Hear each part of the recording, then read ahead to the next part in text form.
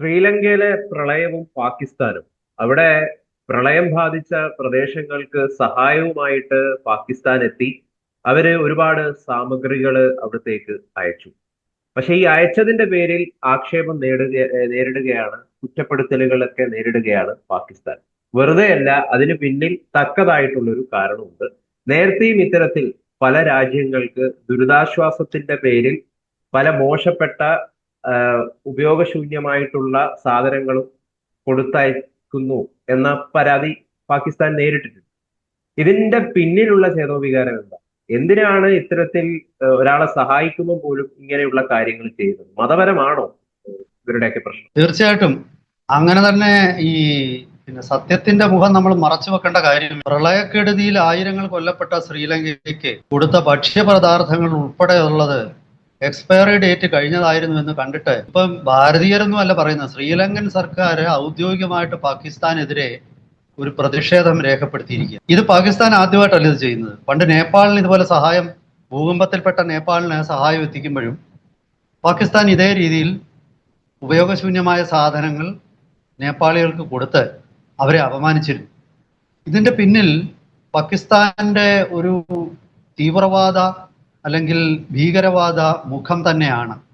അവിടുത്തെ ഭരണകൂടത്തിൽ എല്ലാ തലങ്ങളിലും നുഴഞ്ഞു കയറിയിരിക്കുന്ന ഉഗ്രവാദികള്, അതുപോലെ മതമൗലികവാദികള്, തീവ്രവാദികൾ, ഇവരൊക്കെ തന്നെ തങ്ങളുടെ വിശ്വാസത്തിന് പുറത്തു നിൽക്കുന്ന ആൾക്കാരെ മനുഷ്യരായിട്ട് കാണാറില്ല.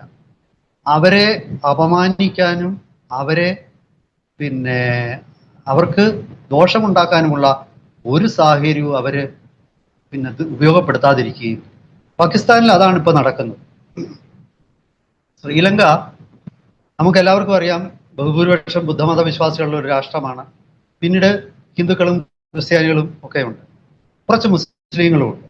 അപ്പോൾ പാകിസ്ഥാനെ സംബന്ധിച്ചിടത്തോളം പാകിസ്ഥാന് ഇത് കിട്ടിയ, പാകിസ്ഥാനിലെ മതമൗലികവാദികൾക്ക് ഇതൊരു അവസരമാണ്.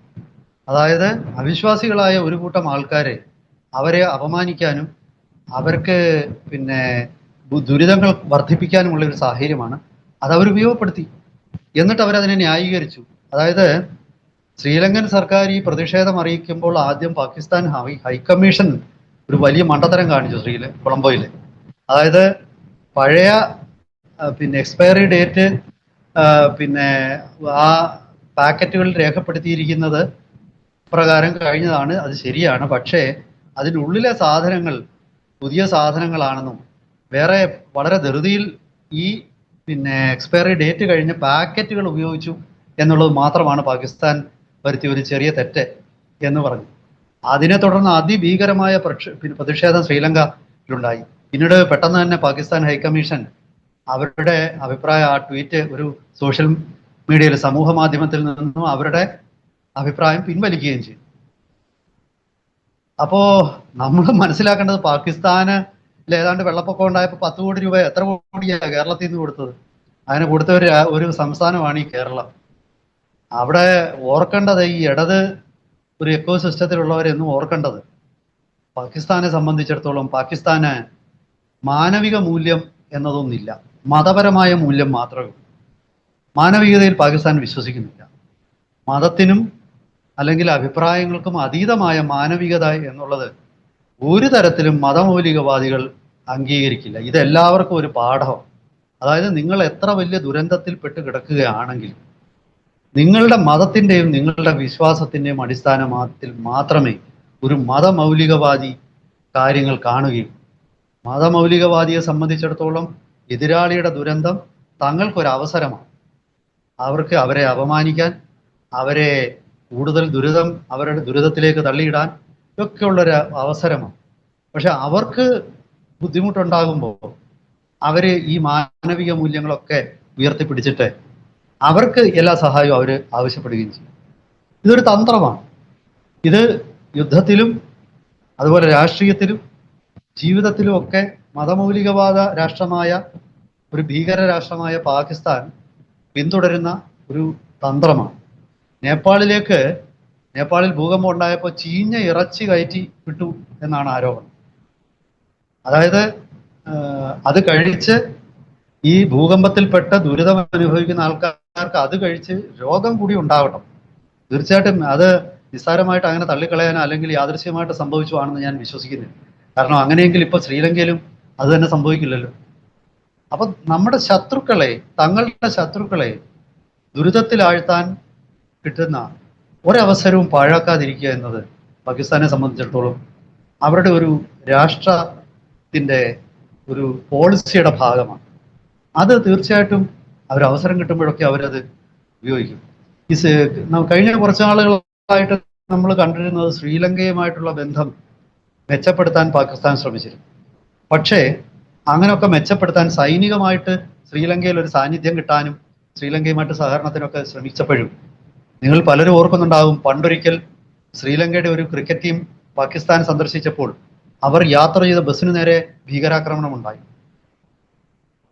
നമുക്ക് പാകിസ്ഥാനെ സംബന്ധിച്ചിടത്തോളം പാകിസ്ഥാന് അങ്ങനെ ഒരു അവസരം, അല്ലെങ്കിൽ അത് നമ്മൾ ഈ സാമാന്യ ബോധം, നീതി തുടങ്ങിയ ഒരു ആശയങ്ങളിലായി ഒരു നീതിബോധം അത് പാകിസ്ഥാൻ അംഗീകരിക്കുന്നു. ആ നീതിബോധം, അത്തരം നീതിബോധത്തിന് ഒരു മതമൗലിക രാഷ്ട്രത്തിൽ, ഒരു തീവ്രവാദ രാഷ്ട്രത്തിൽ പ്രസക്തി. തീവ്രവാദ രാഷ്ട്രത്തിന്റെ ആദ്യത്തെ പ്രസക്തി തങ്ങളുടെ വിശ്വാസം പാലിക്കുന്നോ ഇല്ലയോ, തങ്ങളുടെ വിശ്വാസം എങ്ങനെ മറ്റൊരാളുടെ തലയിലേക്ക് അടിച്ചേൽപ്പിക്കാം, അതിനുള്ള ഒരവസരവും നമ്മൾ ഉപയോഗിക്കാതിരിക്കുക. ഇതാണ് ഒരു തീവ്രവാദ രാഷ്ട്രത്തിന്റെ പ്രഥമവും പ്രാഥമികവുമായിട്ടുള്ള അവരുടെ നയം. അത് അവർ കൃത്യമായിട്ട് അവർ നടപ്പാക്കാറുണ്ട്. അവർക്ക് അവസരം കിട്ടുമ്പോഴൊക്കെ അവർ അത് നടപ്പാക്കും. ഈ ഒരു സാഹചര്യമാണ് പാകിസ്ഥാനെ സംബന്ധിച്ചിടത്തോളം പാകിസ്ഥാന് ലോകത്തിലെ എല്ലാ തീവ്രവാദികൾക്കും അവിടെ അഭയം കൊടുക്കും. അമേരിക്ക ബിൻ ലാദനെ ആക്രമിച്ച് കൊന്നത് പാകിസ്ഥാനിൽ വെച്ചാണല്ലോ. പാകിസ്ഥാനും അമേരിക്കയും തമ്മിൽ വലിയ സൗഹാർദ്ദം നിലനിൽക്കുന്ന ഒരു അവസരമാണ്.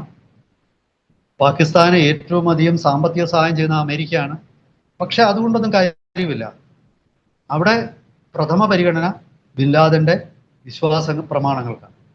ആ വിശ്വാസ പ്രമാണങ്ങൾ ബിൻ ലാദന്റേതും പാകിസ്ഥാന്റേതുമായിട്ട് യോജിക്കുന്നുണ്ടെങ്കിൽ ബാക്കി കാര്യങ്ങളിലൊക്കെ നമുക്ക് ശ്രദ്ധിക്കേണ്ട കാര്യമില്ല. പിന്നെ മാത്രമല്ല, അതിൽ നിന്നും വ്യത്യസ്തമായ വിശ്വാസ പ്രമാണങ്ങൾ പാലിക്കുന്നവരെ ഏതൊരു അവസരത്തിലും അവരെ ആക്രമിച്ച് അവരെ നശിപ്പിക്കാം, അവരെ ഇല്ലാതാക്കാം. അതിന് ഒരു ദൈവികമായ ഒരു പിന്തുണ ഉണ്ടാകും, അല്ലെങ്കിൽ അതിന് ഒരു മതപരമായിട്ടുള്ള ഒരു പിന്തുണ ഉണ്ടാകും എന്നുള്ളതാണ് പാകിസ്ഥാന്റെ അടിസ്ഥാന തത്വം. അത് അവർ കൃത്യമായിട്ട് ശ്രീലങ്കയിൽ പാലിച്ചു. പക്ഷെ ശ്രീലങ്ക അതിശക്തമായിട്ട് തിരിച്ചടിക്കുകയാണ് ചെയ്തത്. ഇത് നമ്മൾ ആലോചിക്കേണ്ടത്, പാകിസ്ഥാന്റെ ഇതേ നിലപാടും ഇന്ത്യയുടെ നിലപാടും തമ്മിൽ നമ്മളൊന്ന് താരതമ്യപ്പെടുത്തിയാൽ, ഇന്ത്യയെ ഏറ്റവും അധികം ഒരു രാജ്യമാണ് തുർക്കി. അത് ചരിത്രപരമായിട്ട് ഇന്ത്യ നശിപ്പിച്ച മുഹമ്മദ് ഓഫ് ഗോർ, നമ്മൾ മുഹമ്മദ് ഗസ്നി, മുഹമ്മദ് ഗോറി എന്നൊക്കെയാണ് മലയാളത്തിൽ പഠിപ്പിക്കുന്നത്. പക്ഷെ അതല്ല, മുഹമ്മദ് ഓഫ് ഗോർ എന്ന സ്ഥലത്തുള്ള ഒരു മുഹമ്മദാണ് മുഹമ്മദ് ഓഫ് ഗോർ. ഗസ്നി എന്ന സ്ഥലത്തുള്ള മഹ്മൂദാണ് മുഹമ്മദ് ഗസ്നി ആയിട്ട് നമ്മുടെ മലയാള ചരിത്ര പാഠപുസ്തകങ്ങളിൽ നിറഞ്ഞിരിക്കുന്നത്. ഇവർ തൊട്ട് ആധുനിക കാലം വരെ, ഈ കഴിഞ്ഞ ഓപ്പറേഷൻ സിന്ദൂറിൽ പോലും പാകിസ്ഥാനെ സഹായിച്ച രാജ്യമാണ് തുർക്കി. ആ തുർക്കിയിൽ കഴിഞ്ഞ കുറച്ച് വർഷങ്ങൾക്ക് മുമ്പ് ഭൂകമ്പം ഉണ്ടായപ്പോൾ ഇന്ത്യ കൈ അയച്ചുള്ള സഹായമാണ് ചെയ്തത്. നമ്മൾക്ക് ഉപയോഗശൂന്യമായ പഴയ സാധനങ്ങളോ ആക്രി സാധനങ്ങൾ കൊണ്ട് ഡംപ് ചെയ്യുന്ന സ്ഥലമായിട്ടോ അല്ല തുർക്കിയെ കണ്ടത്. നമ്മൾ ഒരു ജനാധിപത്യ രാഷ്ട്രത്തിന്റെ ആ മൂല്യങ്ങളും ഒരു മതമൗലിക രാജ്യത്തിന്റെ, തീവ്രവാദ രാജ്യത്തിന്റെ മൂല്യങ്ങളും തമ്മിലുള്ള വ്യത്യാസമാണ് ഈ സംഭവങ്ങളിലൂടെ ഒക്കെ വെളിപ്പെടുന്നത്. കാരണം ഇവിടെ പ്രാഥമികത ദുരിതം അനുഭവിക്കുന്ന വ്യക്തികൾക്കാണ്, മനുഷ്യർക്കാണ്, ആ വ്യക്തിയുടെ മതവിശ്വാസത്തിനാണ്. അതാണ് നമ്മുടെ രാജ്യത്തിന്റെ പ്രത്യേകത. അത് ജനാധിപത്യ രാഷ്ട്രങ്ങളിൽ പൊതുവെ അങ്ങനെ തന്നെയാണ്. ഞാൻ ഇന്ത്യ മാത്രമല്ല പറയുന്നത്, മറ്റ് പൂർണ്ണമായ ജനാധിപത്യം വളർന്നിട്ടുള്ള രാഷ്ട്രങ്ങൾ എടുത്തു കഴിഞ്ഞാൽ എല്ലാം അങ്ങനെ തന്നെയാണ്. അത് പാകിസ്ഥാനെ സംബന്ധിച്ചിടത്തോളം അങ്ങനെ ഒരു വ്യവസ്ഥയിൽ ഏറ്റവും ഒടുവിൽ എന്താണ് പാകിസ്ഥാനിൽ സംഭവിച്ചിരിക്കുന്നത്? പാകിസ്ഥാന്റെ പ്രധാനമന്ത്രിമാരെ എടുത്തു നോക്കുക, പലരും കൊല്ലപ്പെടുകയാണ് ചെയ്യുന്നത്. പാകിസ്ഥാനിലെ ഭൂട്ടോയുടെ കാര്യം എടുക്കുക, തൂക്കിക്കൊന്നു. എത്ര ഭരണാധികാരികളെ വെടിവെച്ച് വന്നു. നവാസ് ഷെരീഫ് ജയിലിലിട്ട് അതീവ ദുരിതം അനുഭവിച്ചു. ഇമ്രാൻഖാൻ ജയിലിൽ കിടക്കുകയാണ്. ഇങ്ങനെ മരിച്ചു എന്നായിരുന്നു ഇതുവരെയുള്ള വാർത്ത.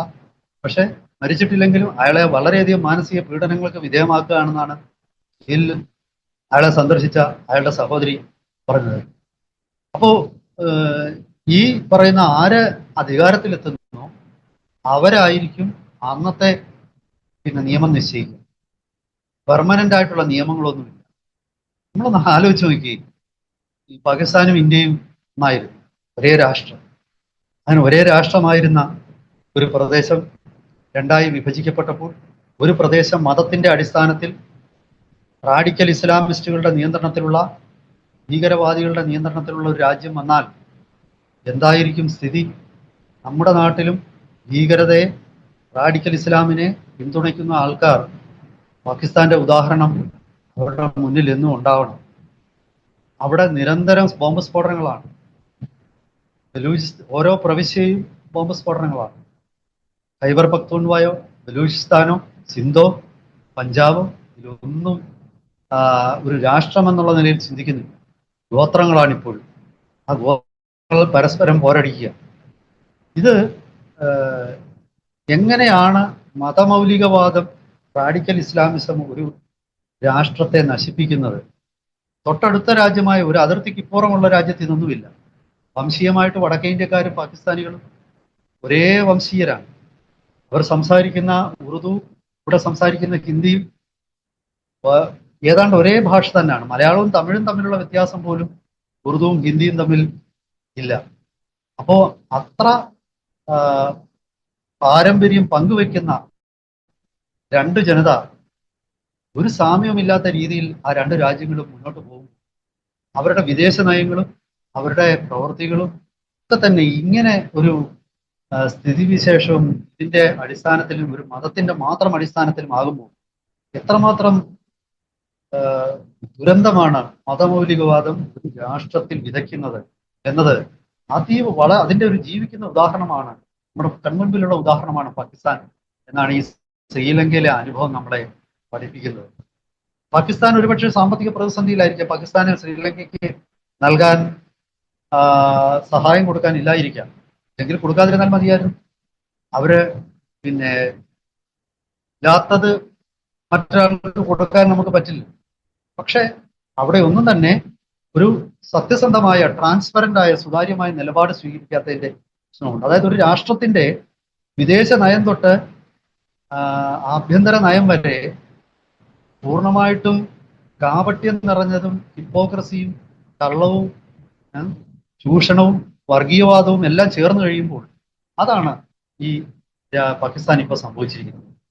അത് മാറുമെന്ന് എനിക്ക് തോന്നുന്നില്ല. ജനാധിപത്യം എന്നൊരാശയം പാകിസ്ഥാനിൽ നിലനിൽക്കുമെന്നും എനിക്ക് തോന്നുന്നില്ല. എന്തായാലും വരും ദിവസങ്ങളിൽ ഇത് സംബന്ധിച്ചിട്ടുള്ള കൂടുതൽ വിവരങ്ങൾ പുറത്തു വരുമ്പോൾ നമ്മളെ ഞെട്ടിപ്പിച്ചുകൊണ്ട് പാകിസ്ഥാന്റെ ഈ ക്രൂരതകൾ മുഖം മൂടി ലോകം വലിച്ചു ചീന്തി അതിന്റെ യഥാർത്ഥ രൂപം നമുക്ക് വരും ദിവസങ്ങളിൽ കൂടുതൽ വ്യക്തമാകും. എന്തായാലും ഈ ഒരു സംഭവത്തെ ഓരോ ശ്രീലങ്കക്കാരനെ പോലെ ലോകം മുഴുവൻ അപലപിക്കുന്ന ഒരു സ്ഥിതിയിലേക്ക് ഇപ്പോൾ കാര്യങ്ങൾ എത്തിയിരിക്കുകയാണ്. വരും ദിവസങ്ങളിൽ ഇത്തരം ചിന്തകൾ രാഷ്ട്രങ്ങളെ എങ്ങനെ നശിപ്പിക്കുന്നു എന്നുള്ള ഉദാഹരണങ്ങൾ നമുക്ക് കൂടുതൽ വ്യക്തമായിട്ട് വരും. എല്ലാവർക്കും ഒരു മുന്നറിയിപ്പാകും അതെന്ന് എനിക്ക് തോന്നുന്നു.